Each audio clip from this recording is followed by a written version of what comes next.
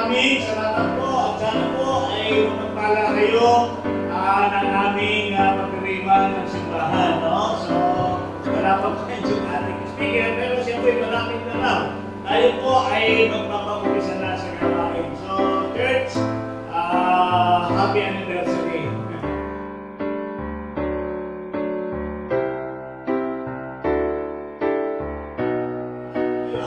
Let us sing song to the Lord.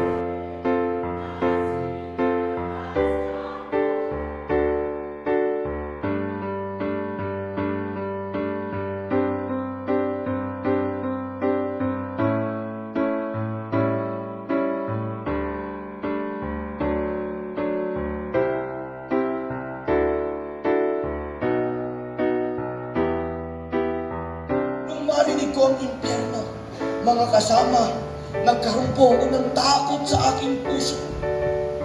At inalam ko kung paano hindi pupunta ang aking kaluluwa sa impyerno. Ang impyerno'y walang liwanag kahit may apoy. Ang uod ay di namamatay. Madilim, pero ang kalangitan, walang kadiliman, perpekto ang buhay. Maganda po yun.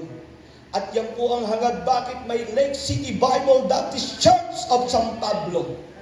Bakit may pastor? Bakit may anibersaryo? Bakit nag-aanyaya ng mga tao para makapakinig ng mensahe ng kaligtasan?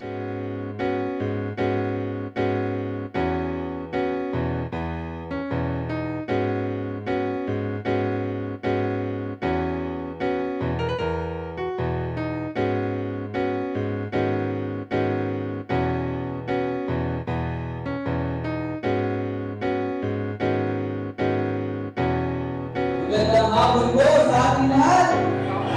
Pagpapilihan po ang Panginoon sa ikatutungkol ng mga anibersaryo ng Lake City Bible Baptist Church. Sa iyo po kayo ngayong hapon.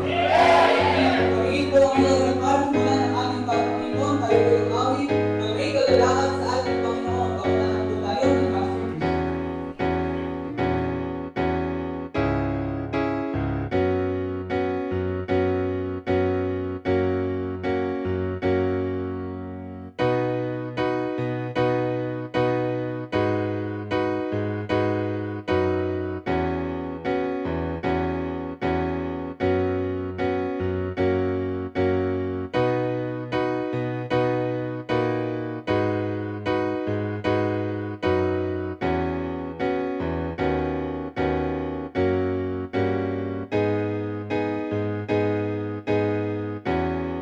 In the end, ultimate victors we are. Tayo po ang bida sa daigdig na ito. Pero habang sa panahon na ito ng pelikula, parang tayo yung nabubugbog. Tayo yung nandoon sa sulok. We are being pushed to the wall. We are being cornered. We are being treated as parang field of this world.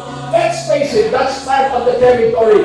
But folks, let the world listen and let the world hear this. In the end, you and I will get the top of the world.